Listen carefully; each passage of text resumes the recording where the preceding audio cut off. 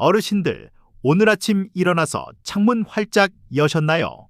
아니면 건강을 위해 공원 한 바퀴 돌고 오셨나요? 상쾌하다고 느끼셨던 그 공기가 사실은 내 몸을 서서히 병들게 하는 독이라면 믿으시겠습니까? 우리는 물이나 음식은 깐깐하게 고르면서 정작 1분에 12번 이상 들이마시는 공기에 대해서는 너무나 무방비합니다. 오늘 소개해드릴 책은 베스 가디너의 초크, 숨막히는 세상입니다. 저자는 전 세계를 돌아다니며 우리가 마시는 공기 속에 숨겨진 충격적인 진실을 목격했습니다.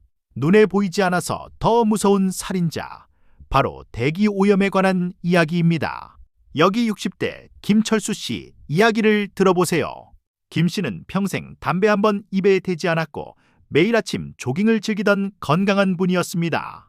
그런데 어느 날 갑자기 심장마비로 쓰러지셨습니다. 의사는 뜻밖의 원인을 지목했습니다. 바로 오랫동안 마셔온 나쁜 공기 때문일 수 있다는 것이죠. 담배를 안 피워도 숨만 쉬어도 폐암과 심장병에 걸릴 수 있다는 사실. 너무 억울하지 않으신가요? 도대체 공기 속에 뭐가 들어있길래 그럴까요? 바로 초미세먼지입니다. 이게 얼마나 작냐면요, 머리카락 굵기의 30분의 1도 안 됩니다. 너무 작아서 우리 코털이나 기관지에서 걸러지지가 않아요. 그냥 바로 폐에 깊숙이 들어와 박혀버립니다. 마치 보이지 않는 유리 조각이 폐를 찌르는 것과 같습니다. 더 큰 문제는 여기서 끝이 아니라는 겁니다. 이 책에서 저자는 말합니다. 초미세먼지는 폐포를 뚫고 혈관까지 들어갑니다. 혈관을 타고 온몸을 돌아다니며 염증을 일으키죠. 혈관에 찌꺼기가 쌓이게 하고 피를 끈적끈적하게 만듭니다. 그래서 고혈압, 뇌졸중, 심근경색 같은 무서운 병을 일으키는 겁니다. 호흡기 질환만이 문제가 아닙니다. 어르신들, 가장 두려운 병이 무엇인가요? 아마 치매일 겁니다. 놀랍게도 나쁜 공기가 치매 위험을 높인다는 연구 결과가 쏟아지고 있습니다. 코로 들어온 미세먼지가 뇌로 가는 신경을 타고 뇌 속에 쌓일 수 있다는 겁니다. 맑은 정신을 갉아먹는 것이 바로 우리가 마시는 매연일 수 있다는 사실. 정말 소름 돋지 않으신가요? 길거리를 다니다 보면 덜덜거리는 트럭이나 낡은 버스 뒤에서 시커먼 연기가 나오는 걸 보신 적 있으시죠? 저자는 디젤 엔진에서 나오는 배기가스가 1급 발암물질이라고 경고합니다. 유럽에서는 친환경이라고 홍보하며 디젤차를 권장했던 적이 있었는데 그것이 거대한 실수였다는 것이 밝혀졌죠. 우리나라도 예외는 아닙니다. 그런데 바깥 공기만 문제일까요? 집안에 계시는 시간이 많은 우리 어르신들, 특히 주방을 조심하셔야 합니다. 평생 요리를 해오신 주부 이영자 씨는 비흡연자인데도 폐암 진단을 받았습니다. 원인은 바로 요리할 때 나오는 연기였습니다. 생선 굽거나 기름 요리할 때 나오는 연기가 미세먼지 농도를 순식간에 수십 배로 올린다는 사실 알고 계셨나요? 책에서는 환기가 안 되는 실내가 바깥보다 더 위험할 수 있다고 말합니다. 요리 연기, 양초 태우는 냄새, 청소할 때 날리는 먼지까지. 밖이 뿌옇하고 창문을 꽁꽁 닫고만 계시면 집안은 그야말로 가스실이 될 수도 있습니다. 안전한 곳은 어디에도 없는 걸까요? 저자 베스 가디너는 폴란드와 인도 같은 나라의 사례도 보여줍니다. 겨울철 난방을 위해 석탄을 떼거나 쓰레기를 태우는 곳들이죠. 그곳 사람들은 숨을 쉴 때마다 모래를 씹는 것 같다고 호소합니다. 남의 나라 이야기 같지만 바람을 타고 날아오는 오염물질은 국경이 없습니다.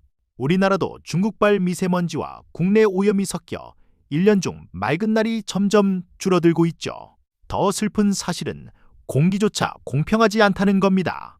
가난한 동네일수록 공장이나 도로가 가까워 공기가 더 나쁩니다. 반대로 부유한 지역은 숲이 많고 공기가 맑죠. 책에서는 숨쉴 권리조차 돈에 따라 달라지는 현실을 꼬집습니다. 우리 어르신들이 사시는 곳은 어떤가요? 큰 도로변에 사신다면 더욱 주의가 필요합니다. 나이가 들면 폐활량도 줄고 면역력도 약해집니다. 젊었을 때는 거뜬히 이겨내던 먼지도 지금은 치명타가 될 수 있습니다. 60대 이상 시니어에게 미세먼지는 단순한 먼지가 아니라 독극물과 같습니다. 숨이 조금만 차도 예민하게 반응하셔야 합니다. 내 몸이 보내는 구조 신호일 수 있으니까요. 너무 무서운 이야기만 했나요? 하지만 호랑이 굴에 들어가도 정신만 차리면 산다고 했습니다. 이제부터 우리가 할 수 있는 일을 알려드릴게요. 첫째, 내 눈을 믿지 마세요. 하늘이 파랗다고 공기가 좋은 게 아닙니다. 초미세먼지는 눈에 안 보입니다.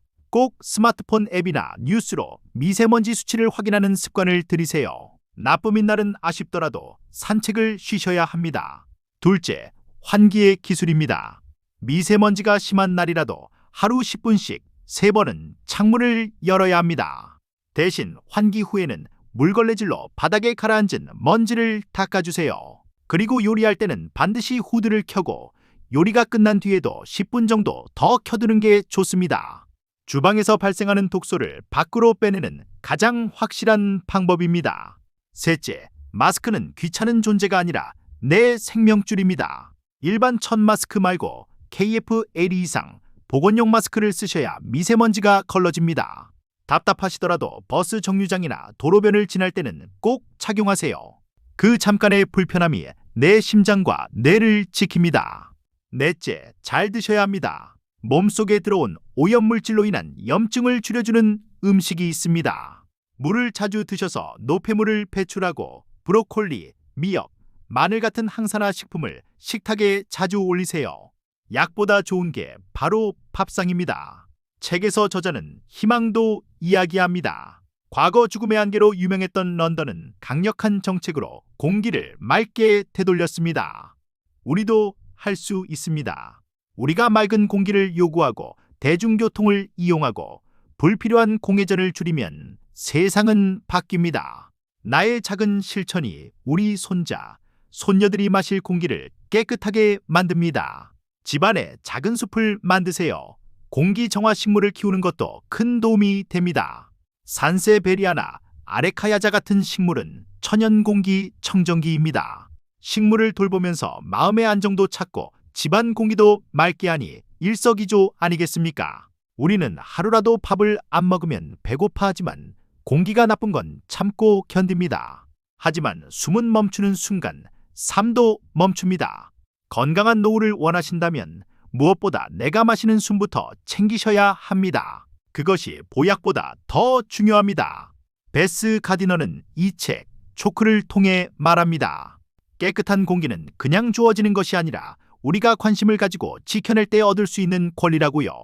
오늘부터라도 미세먼지 수치를 확인하고 마스크를 챙기며 내 폐를 지키는 똑똑한 어르신이 되시길 바랍니다. 자, 오늘 내용 짧게 정리해드립니다. 첫째, 미세먼지는 폐뿐만 아니라 심장과 뇌까지 공격합니다. 둘째, 주방 요리 연기 등 실내 오염을 조심하고 환기를 꼭 하세요. 셋째, 미세먼지 나쁜 날은 외출을 자제하고 마스크는 필수입니다. 이 3가지만 기억하셔도 건강 수명이 늘어납니다. 숨이 편해야 인생이 편합니다. 오늘 영상이 여러분의 소중한 숨을 지키는데 도움이 되었으면 좋겠습니다. 맑은 공기 마시며 100세까지 건강하게 웃으시길 진심으로 기원합니다. 오늘 정보가 유익하셨다면 구독과 좋아요 눌러주세요. 주변 친구분들에게도 공유해서 함께 건강을 지키세요. 감사합니다.